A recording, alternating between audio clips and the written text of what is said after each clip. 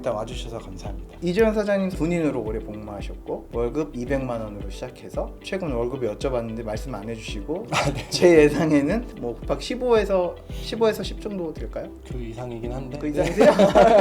책을 제가 이제 한 권을 선택을 해달라고 요청을 드렸는데 네. 레버리지라는 책을 선택을 주셨어요. 네. 그래서 이름이 롭 무어 네. 작가고 영국에서 백만장자에 가장 빨리 도달한. 근데 레버리지 하면 떠오르는 게 제 머리에서는 대출만 떠오르거든요. 네. 주어진 주제가 어떻게 하면 경제적 자유를 이루고 빨리 은퇴 생활을 하고 내가 일하지 않고도 들어오는 소득을 어떻게 만들 것인가에 되게 초점이 맞춰져 있는데 그 방법에 대해서 확실하게 쓰여 있는 책이거든요. 예전에 군 생활할 때 생각하면은 거의 매일 야근이 있었거든요. 훈련 가면 몇 주 동안 뭐 집에 못 들어오는 경우도 생기고 초봉에 비해 거의 30년간 근무를 하면 이제 월급이 한 300만 원 정도 오르는 거죠. 30년 동안 열심히 해서 300만 원을 만든다는 이게 자본주의 개념으로 봤을 때 굉장히 느린 거거든요. 그렇게 만든 직후에 어떻게 돼요? 30년이 지났으니까 퇴직해야 되잖아요. 늙죠. 그렇게 하는 것을 이 책에서는 이제 레버리지 당한다고 얘기하는 거니까 레버리지를 당하는 순간에도 그 나중을 위해 준비할 수 있느냐, 내가 레버리지를 할 수 있는 순간이 분명히 오거든요. 그 순간을 위해서 이제 준비를 하면서 사느냐, 그렇지 않고 계속 그냥 레버리지 당하는데 안주하고 사느냐의 차이가 되게 큰 것 같아요. 이제 매년 인플레이션이 오잖아요. 그러면은 그거랑 연봉 상승률, 임금 상승률이 그거를 더 상회하진 않잖아요. 절대 일반적으로. 안 되죠. 네. 그러면 사실 아무리 열심히 일을 하고 절대 부자가 될 수 없더라고요. 그 계산을 해놨더라고요. 네. 이 책에서도 나오지만 그 지렛대 원리에 대해 설명하는 게 나오잖아요. 그게 지렛대가 영어로 레버리지인 거죠. 나에게 충분한 길이 그리고 충분히 튼튼한 그런 지렛대를 나한테 준다면 나는 지구도 들 수 있다, 이렇게 얘기를 했거든요. 대단하네, 지구도 드네, 이렇게 생각할 수 있지만 그 의미가 아니고, 그러니까 본인이 능력이 큰 것을 이루기에는 부족하다고 생각할수록 사실 지렛대를 사용을 해야 그런 경제적 자유나 부를 이룰 수 있는 길이라는 거죠. 레버리지를 쓰는 게 되게 중요하다. 그럼 사장님 언제 깨달으셨어요? 제가 다리 다치고 누워 있었을 때, 군 생활하고 얼마 안 돼가지고 한번 크게 넘어져서 반월상 연골이라고 반달 모양 연골이 있는데 무릎에, 그게 이제 깨진 거예요. 그때 다쳤으니까 사실 건강 걱정을 해야 되잖아요. 그 걱정이 드는 게 아니고 내가 조종사를 계속 할 수 있을까? 그때 제 삶을 돌아보게 됐어요. 이 돈에 대해서도 공부를 해야 되고 뭐 여러 가지 책들을 본 것 같아요. 저희 사업을 하시는 분들 주로 40대 분들이 많은데 꿈을 찾는 나이는 뭐 현실적으로 좀 어려운 부분이 있잖아요. 그렇게 하루하루 살아가기 바쁜데 어떻게 레버리지를 준비를 할 수 있는지. 네, 레버리지에서 뭘 얻을 수 있냐, 이거를 봐야 되거든요. 많은 분들이 도전을 잘 안 하시는 분들 요즘 많다고 해요. 그 이유가 제일 큰 게 사실 내가 노력해서 정말 변할까? 이거 확신이 없는 거죠. 내가 노력해서 변한다는 확신이 있으면 여기에 대해서 도전을 다 하거든요. 그래서 이 책을 더 봐야 되는 게, 이 레버리지 원리에 대해 정확히 알고 여기에 대한 도구를 딱 찾아내면은 이건 무조건 되는데 라는 게 생겨요. 그러면은 그 레버리지 가치를 모르면 사실 그 시간도 아깝죠. 그러니까 그거네요. 흔히 책에서 얘기하는 목표를 가져라, 뭐 비주얼라이제이션, 뭐 시각화해라. 그렇죠. 그런 게 그런 거네요, 다. 그렇죠. 그러니까 내가 더 노력을 쏟아붓기 위한 자기 확신. 지금 저희가 흔히 듣는 얘기가 워라밸이잖아요. 네, 많은 분들이 생각하고 있는 워라밸은 일주일 동안 일한 거에 대해서 주말에 보내는 여가 시간, 이것을 워라밸이라고 많이 생각하시거든요. 그런데 이제 이 워라밸에 대해서 레버리지 작가 롬 무어는 완전히 이거 망상이다라고 얘기를 해요. 그런 삶을 정한 것은 내가 정한 게 아니라는 거예요. 그게 워라밸이라고 생각하는 것을, 사고를 주입한 거는 사실 이 자본주의 경제를 돌리고 있는 상위에 있는 레버리지 주인들이 그런 사고를 만든 거죠. 그 시간에 만족하는 거죠. 거기에 벗어날 생각이 없는 거죠. 그래서 이 작가가 얘기하는 거는 거기에 더 집중을 해서 빨리 만들어내고 그 다음에 인생을 은퇴하는 삶을 살라는 거예요. 그게 가능한 삶인데 지금 현재 잠깐의 휴식에 만족해서 그런 삶을 아예 거들떠 안 보고 있다는 거죠. 그런 말 있잖아요. 24시간 똑같이 주어졌다. 근데 사장님 말씀 얘기 듣고 보니까 아닌 것 같아요. 일반 사람들한테, 저 같은 사람들한테 24시간 하고 진짜 성공하신 분들, 레버리지를 잘 써서 살아가시는 분들의 24시간 차이가 많을 것 같아요. 그럼요.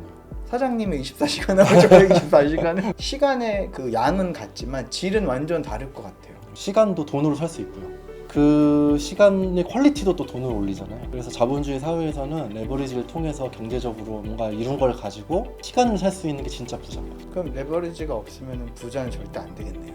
그렇죠. 그럼 시간을 살 수 있는 부자는 안 되는 거죠. 시간에 쫓기는 부자는 될 수 있어도 여기서 말하는 레버리지 소득은 아닌 거죠. 저도 그러면 회사 그만두겠습니다. 그러면 안 되죠. 레버리지 컨셉 중에 제일 중요한 게 시간, 돈, 인적 네트워크. 네, 시간을 세 가지를 얘기를 하고 있어요. 이제 첫 번째 시간이 낭비되는 시간, 두 번째는 소비되는 시간, 세 번째는 레버리지를 구축하는 시간. 낭비되는 시간은 뭐 우리가 쉽게 생각할 수 있잖아요. 아 너무 잘 알죠. 이걸로 돈을 창출할 수 없는 걸 낭비되는 시간이라고 여기는 얘기를 해요. 그 다음에 돈을 버는 시간, 당장 직장에 출근하고 내가 일을 하는 시간, 이런 시간이 소비되는 시간이라고 얘기해요. 우리 돈 버는 시간인데 왜 소비냐? 여기서 말하는 관점이 레버리지 구축에 있어서 그래요. 그래서 세 번째 시간이 레버리지를 구축하는 시간이라고 얘기를 하거든요. 그래서 그 차이가 미래에 내 레버리지를 만드는 데 시간을 쓰고 있느냐는 거죠. 그래서 그 시간이 없으면 결국엔 미래로 가면 갈수록 레버리지는 아예 거슬 때도 못 보는 상황이 돼버리는 거예요. 지금부터 그 레버리지를 만드는 시간을 많이 확보를 해야 되는데, 그 방법이 첫 번째로 낭비되는 시간을 없애야겠죠. 제가 일주일 시간을 어떻게 썼는가 점검을 많이 해요. 하루를 저는 12시간 정도 제가 일을 할 수 있다고 생각을 해요. 12시간 동안에 뭘 했는지 써보는 거죠. 그러면은 내가 낭비된 시간이 얼마인가 이게 딱 나와요. 보고 싶지 않은데. 보고 싶지 않은데. 뭐 술 먹고 담배 피는 시간 있죠. 미래의 시간에 마이너스가 돼버리거든요. 낭비 정도가 아니고. 아 그거는 이제 네. 건강을 해치잖아요. 건강을 해쳐버리니까. 그 외에 낭비되는 시간은 그냥 어플리케이션을 한번 내가 휴대폰에 점검을 해보면 돼요. 그러면 저는 핸드폰을 없애야 될 것 같아요. 소비되는 시간은 더 많이 가져가려고 하면 안 돼요. 그것도 최대한 줄여야 돼요. 저 같은 경우에도 군 생활을 하면서 야근이나 이런 걸 서슴지 않고 했거든요. 근데 그런 것들이 그거를 더 하나 안 하나 수익에는 큰 변동은 없어요. 가능하면 내가 그 주어진 시간 안에서 모든 일을 끝내려고 노력을 최대한 해보면 점점점 빨라지거든요. 모든 게 가능해지거든요. 근데 그렇더라고요. 네. 저도 옛날에 야근 진짜 많이 했거든요. 네. 근데 연봉이 그렇게 하루에 진짜 4시간이라도 레버리지 만드는 데 시간을 온전히 쓸 수 있다.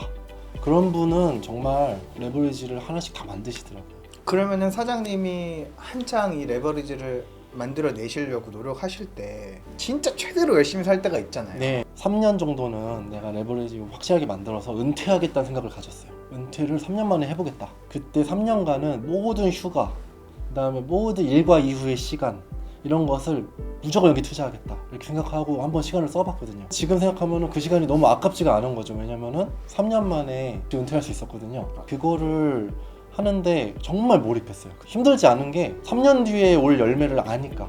제가 대가 지불 당연하다고 생각을 했어요. 군생활은 사실 월급만 가지고 하는 건 아니에요. 나라를 지키는 일이잖아요. 일단 대의가 있고요. 좋은 게 연금이 있어요. 30년 하면 평생 300만 원 정도 보장이 되는 게 있어서 그 3년 만에 제가 만들어낸 게 사실은 한 군생활로 따지면 80년 한 정도가 만들어졌어요.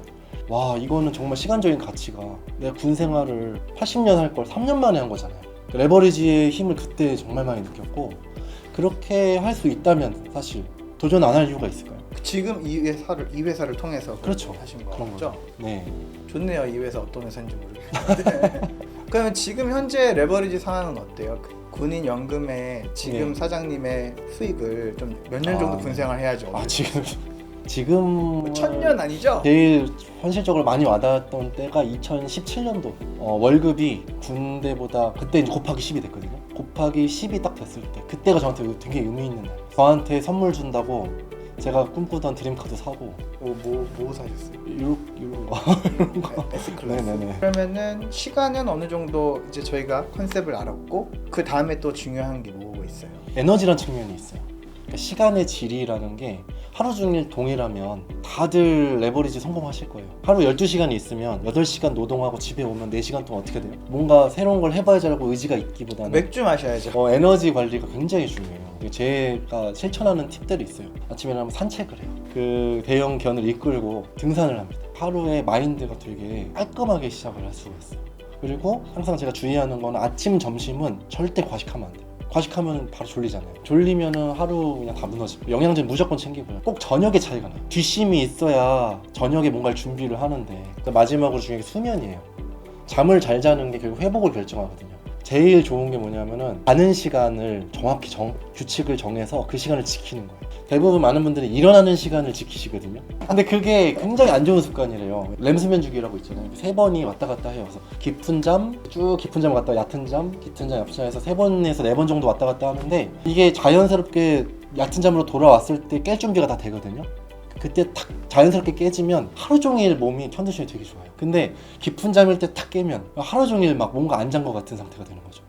가능하면 좀 일찍 주무셔서 그거를 자연스럽게 일어나게 하면 하루 종일 컨디션이 좋아요. 그렇죠. 좀 시사하는 바가 많은 것 같아요. 그러니까 그 전에 내가 어떤 행동을 했냐에 따라서 내 아침이 결정되는 거잖아요. 네. 그 아침이 어떻게 결정되는가에 따라서 그날에 내가 주어진 에너지가 질이 결정되는 거고 네. 하나를 잘해야 되는 것 같아요. 결국에는 네. 누구나 다 이렇게 하면 좋은데 습관을 바꾸는 게 제일 어렵잖아요. 네. 습관을 바꾸는 게 우리 몸의 배야 습관이잖아요. 처음에 시작은 동기부여라고 보는 게 맞죠. 이거 해봐야지. 근데 동기부여는 되게 짧게 가는 거죠. 습관은 이제 계속 가서 나한테 정착이 돼야 되는 거. 그래서 보통 정착이 되는데 걸리는 시간이 한 달에서 세 달 정도 보잖아요. 한 달에서 세 달간은 내가 이것을 무조건 지킨다라고 생각하고 되게 열심히 해야 돼요. 열심히. 보통은 한 번 실수하고 두 번 실수하면 나에 대해 실망하면서 다 포기해버리거든요. 근데 그게 아니고 그런 시간은 분명히 와요. 누구든지 한두 번 넘어지는 건 무조건 와요. 근데 그거를 당연하다고 받아들이고 다시 하면 돼요. 성공할 때까지 일단 하면 그 다음부터는 이게 루틴이 되면서 어려운 일이 아닌 거예요. 그 다음에 당연한 게 돼버리는 거죠. 그러니까 양치하듯이. 네, 제일 전 중요시 생각하는 건 다음날 할 일을 정리하는 거예요. 이거 뭐 해야지? 그러고선 다음날 까먹잖아요. 내일 나는 다 까먹을 거기 때문에 다음날 딱 일어나잖아요. 그러면 기억해낼 필요가 없죠. 그 일이 정리가 됐으니 그것만 하면 돼요. 시간 낭비 없이 일에 딱 집중할 수 있는 방법이라서. 어쨌든 결론적으로는 레버리지를 사용하려면 제일 기초가 되는 거는 이제 마음가짐. 근데 마음을 어떻게 바꿀까요? 마음이 뭐 스위치가 있는 것도 아니고 그 부분은 어떻게 바꿔야 돼요? 그 마인드를 만들어 가는데 솔직히 혼자서 하기엔 너무 힘든 거예요. 그게. 여기 책에서 추천하는 것은 이제 마스터 마인드라는 모임을 얘기를 하거든요. 서로 멘토링을 받고 멘토링을 해주는 그런 조직에 대해서 얘기를 하는데 그 분야에서 이미 이룬 사람들 그 이야기를 직접 내가 조언을 듣는 것만 해도 굉장히 많은 부분 현실적으로 바뀔 수 있는 거죠. 그 멘토의 조건이 두 개가 있습니다. 첫 번째는 뭐냐면은 그 멘토가 제가 원하는 그 성공을 이뤘느냐 해낸 분을 찾아야 돼요. 아 요즘에 거짓말쟁이도 너무 많아요. 그러니까요. 두 번째는 그 경험이 있는 분이 실제 지금 그 일을 하고 있느냐. 경험이 있었는데 옛날 일이에요. 그러면 또 현재랑 안 맞을 수 있거든요. 그래서 네트워크 마인드라는 말이 나와요. 네트워크 마인드는 함께하는 동료들을 만들라는 얘기예요. 다 잘할 수 없거든요. 여러 사람이 모인 곳에서는 무조건 스승이 있다는 것처럼 분명히 잘하는 분야는 각각 달라요.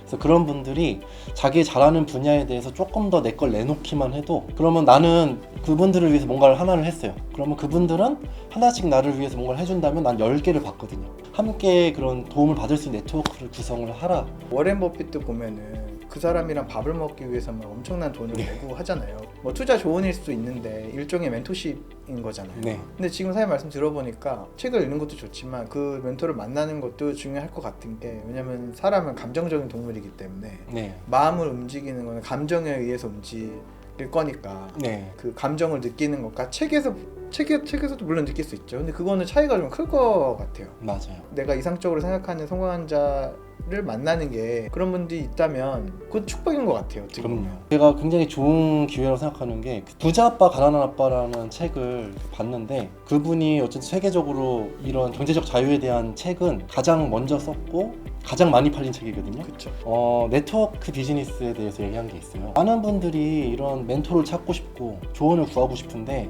그걸 해주는 게 이 무한 경쟁 사회에서 거의 불가능에 가까운 거죠.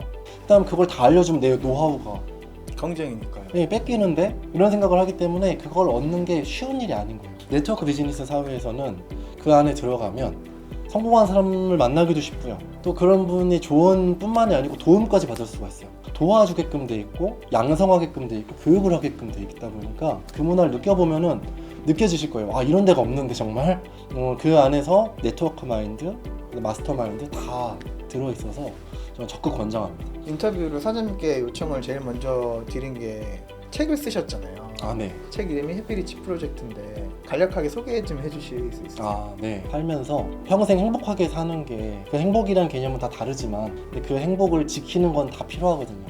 근데 그 행복을 지키려면은 세 가지가 필요하다는 것을 알았거든요.